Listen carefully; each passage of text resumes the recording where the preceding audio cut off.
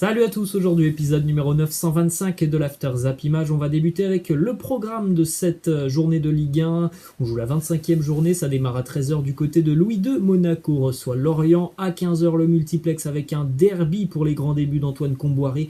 Le FC Nantes sera du côté d'Angers, le match de la peur entre les deux cancres de la Ligue 1. Dijon reçoit Nîmes. On aura aussi Metz-Strasbourg, Rennes, Saint-Etienne à 17h. Lille va tenter de reprendre la tête du championnat. Les Dogs reçoivent le Stade Bressois et puis à 21h, l'affiche de la soirée, ça sera Bordeaux-Marseille et on rappelle cette terrible série pour l'Olympique de Marseille qui n'a plus gagné à Bordeaux depuis 1977. Les Marseillais attendent une victoire en terre girondine depuis 44 ans maintenant. Ça sera peut-être pour ce soir. En tout cas, voilà l'objectif des joueurs phocéens et de Nasser Larguet ce soir.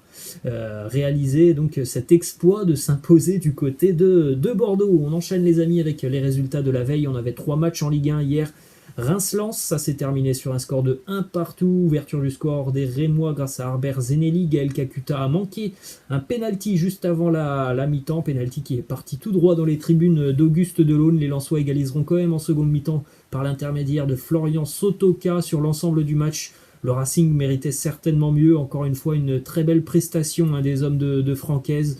Petit problème au niveau de l'efficacité, mais le Racing nous a encore montré de très belles choses hier, et en plus de ça, le Racing aurait même mérité d'avoir un second pénalty à la 94e minute après une énorme faute de Predaï. Rajkovic, le gardien rémois. On enchaîne avec la mauvaise opération de cette journée de samedi, c'est l'Olympique Lyonnais qui l'a réalisé.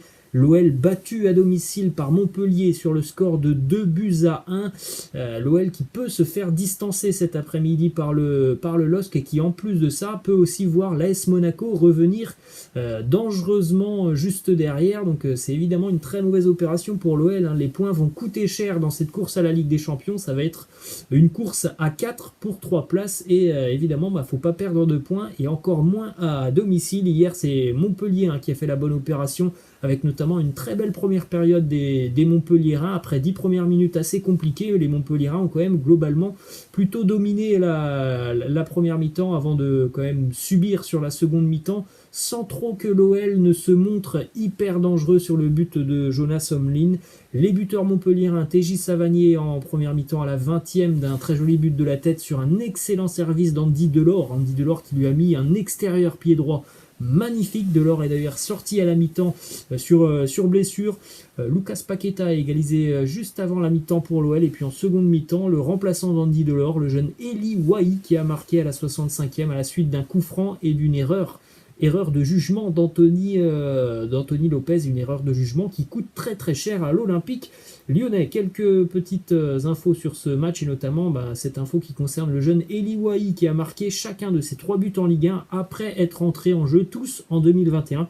Depuis le début de l'année civile, personne ne fait mieux en sortie de banc sur les 5 grands championnats. Il est à égalité avec Luka Jovic. Autre petites infos et stats sur ce match. Eh bien, on regarde les stats de ce match entre l'OL et Montpellier. Les stats évidemment favorables à l'Olympique Lyonnais, comme très souvent dans les matchs de l'OL. Lyon a dominé, 24 tirs à 12, 8 tirs cadrés à 5, mais comme souvent depuis le début d'année, gros problème d'efficacité pour l'OL, notamment hier Karl Toko Ekambi qui a raté pas mal de très bonnes situations devant Jonas Omlin. Une statistique aussi qui montre que l'OL est un petit peu plus en difficulté depuis quelques semaines. Lyon a perdu 8 de ses 10 derniers points en Ligue 1 à domicile. On le sait, les points dans une course au titre, ils coûtent très très cher, surtout à domicile. Il faut éviter de perdre des points. Et voilà, le problème de l'OL, c'est que depuis quelques semaines, ils galèrent un petit peu quand ils sont au Groupama Stadium. Ensuite, une déclaration de Thiago Mendes qui nous dit « C'est une déception totale. Ce soir, on pensait avoir la victoire à portée de main. Même si Montpellier a fait un bon match, il nous a manqué les buts et la finition. On doit se remettre au travail. » Et oui, les buts et la finition.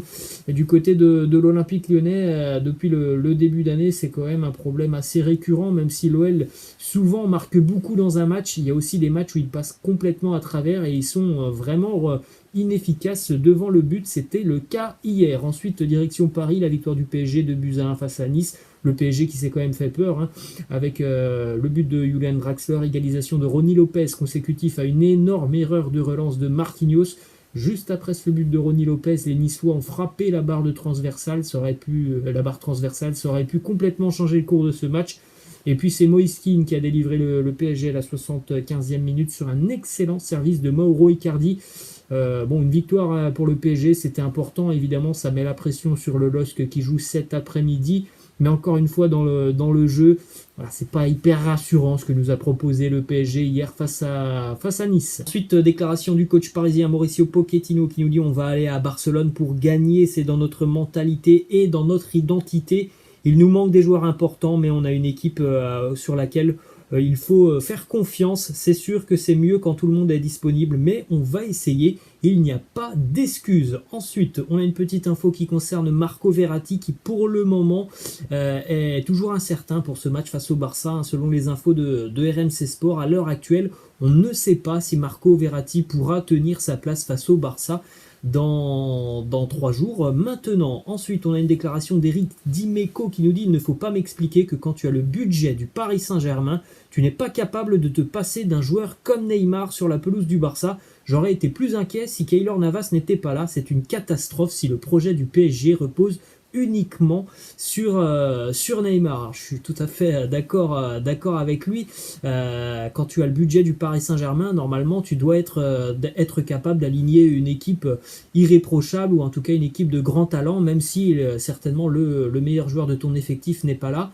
Par contre, ce que l'on sait, c'est que du côté de Paris, on est quand même hyper dépendant de Neymar. Donc c'est sûr qu'on peut avoir des craintes avec l'absence de Neymar face à Barcelone. Même si, évidemment, une équipe, c'est un collectif. Le collectif du PSG, on le voit pas beaucoup quand même depuis le début d'année avec Thomas Tuchel, avec l'arrivée de Pochettino. Ça prend un petit peu de temps évidemment à se mettre en place, donc on voit pas beaucoup le collectif parisien. Et de se dire qu'un joueur qui fait souvent des différences comme Neymar n'est pas là, évidemment c'est quand même plutôt inquiétant pour le PSG face au Barça. Surtout que le Barça est très très en forme. Le Barça qui s'impose hier 5-1 face au Deportivo Alavés. Bon, Alavés était quand même très très faible, mais encore une fois, le Barça monte en puissance depuis quelques semaines. Un doublé pour Francisco Trincao, un doublé pour Léo Messi avec notamment un bijou qu'il a marqué, Léo Messi. Un but aussi pour Junior Firpo. Le Barça sur ses 12 derniers matchs de Liga, c'est 10 victoires et 2 petits matchs nuls. On regarde les stats de Messi en 2021. C'est 9 buts marqués en 10 matchs, donc lui aussi il monte en puissance. On a tous les buts qu'il a marqués sur ce début d'année 2021. Je crois aussi qu'il doit y en manquer un dans cette liste en Coupe du Roi. Il me semble qu'il avait marqué contre le Rayo Vallecano. Mais bon, voilà, on retrouve un Messi hyper régulier. C'était pas forcément le cas sur la première partie de saison. Donc évidemment, ça peut aussi faire peur aux défenseurs parisiens pour la semaine prochaine. Ensuite, le résultat hier aussi de l'Atlético Madrid qui a fait une bonne opération. L'Athletic qui s'impose 2-1 du côté de Grenade grâce à un but de Marcos Llorente, très joli but d'ailleurs de Llorente, et puis il est quasiment passeur décisif sur le second but d'Andrel Correa. L'Atlético qui a quand même encore une fois de plus encaissé un but. C'est la 4e fois consécutive que l'Atleti encaisse un but. Je pense que c'est très rarement arrivé sous l'ère Diego Simeone de voir l'Atlético encaisser un but sur 4 matchs consécutifs. Ensuite, on a une déclaration de Zidane qui nous parle de cette course au titre en Liga. Il nous dit « Nous voulons poursuivre ce que nous sommes en train de faire. Si l'Atlético maintiendra son rythme, eh bien, la Liga est encore longue. Nous allons nous battre et essayer de gagner les matchs. Nous avons seulement le contrôle sur ce que nous faisons sur le terrain. » On rappelle, le Real reçoit Valence cet après-midi à 16h15. On a 2 retours dans le groupe madrilène. Dani Carvajal et Lucas Vazquez seront de retour cet après-midi.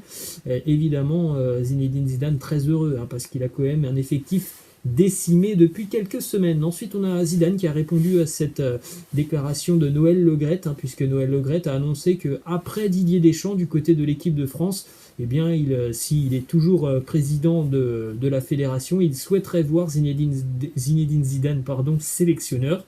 Zidane qui répond, il nous dit « L'équipe de France, ça peut être un objectif plus tard. Je l'ai déjà dit il y a 10 ans quand j'ai commencé à entraîner, ça peut être une possibilité un jour. Mais aujourd'hui, je suis à Madrid. C'est une question d'opportunité, évidemment. Je pense que tout le monde souhaite voir Zinedine Zidane être et devenir sélectionneur de l'équipe de France dans quelques années. Direction l'Angleterre maintenant avec Manchester City qui assomme la concurrence. Les Citizens s'imposent hier 3-0 face à Tottenham grâce à un doublé notamment de l'homme en forme de City. Il est tout simplement monstrueux cette année. Ilkay Gundogan qui a marqué notamment un but sur une passe décisive de Ederson, le gardien de City. Un but aussi pour Rodri. Les Citizens qui n'ont fait qu'une bouchée de Tottenham et City qui prend le large au niveau du classement de la Première Ligue. Regardez les stats de Ilkay Gundogan cette année. 25 matchs, 11 buts et 2 passes décisives. On est à la mi-saison. Il a déjà battu les records de toutes ses précédentes années. C'est simple, il a battu tous les records de sa carrière. Il n'avait jamais marqué autant de buts, Ilkay Gundogan. Ensuite, on continue avec un petit record assez sympa pour Phil Foden qui hier a remporté son 50e match en Première Ligue en jouant seulement 59. Il est à égalité avec Aymeric Laporte comme le joueur qui a remporté le plus rapidement 50 matchs. Donc voilà, 50 victoires en 59 matchs joués pour Phil Foden, des stats assez folles. Autre stat assez sympa aussi sur Manchester City qui n'a jamais été derrière au score depuis 15 matchs maintenant en Première Ligue. Jamais les Citizens n'ont été menés. Ils ne sont pas très loin du record qui est détenu par Arsenal. Ça date de décembre 1998 à mai 1999. Les Gunners qui étaient restés 19 matchs consécutifs sans jamais avoir été menés. Là, Manchester City en est à 15 matchs consécutifs. C'est tout simplement impressionnant ce que nous propose actuellement Pep Guardiola et City. Autre résultat hier, Liverpool qui s'est de nouveau effondré en l'espace de quelques minutes. Les Reds qui menaient pourtant 1-0 du côté du King Power Stadium jusqu'à la 78e minute de jeu. Et puis en l'espace de 6 minutes, les Foxes qui ont marqué 3 fois avec un but de James Maddison, un but de Jamie Vardy après une énorme erreur de la défense des Reds, encore une fois très fébrile. Alisson et Ozan Kabak qui nous ont fait vraiment une boulette hier. C'était dans la lignée de ce que l'on a vu face à City le week-end dernier. Et puis le troisième but est l'œuvre de Harvey Barnes. Liverpool là qui est vraiment en grand danger dans la course à la Ligue des Champions. Les Reds qui sont vraiment au plus mal en ce moment. On va terminer du côté de l'Italie, les amis, avec la victoire du Napoli hier qui s'est imposé 1-0 face à la Juventus grâce à un penalty signé Lorenzo Insigne.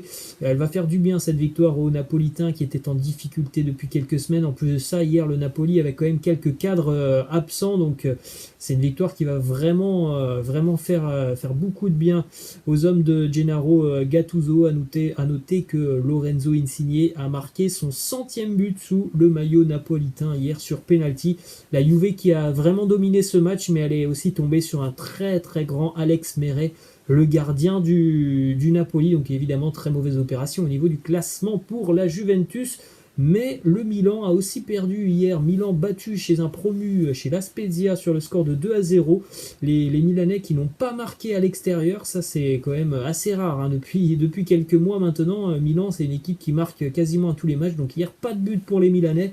Et surtout un mauvais match, un Milan qui ne méritait pas mieux que cette défaite hier. Aucun tir cadré pour les Milanais.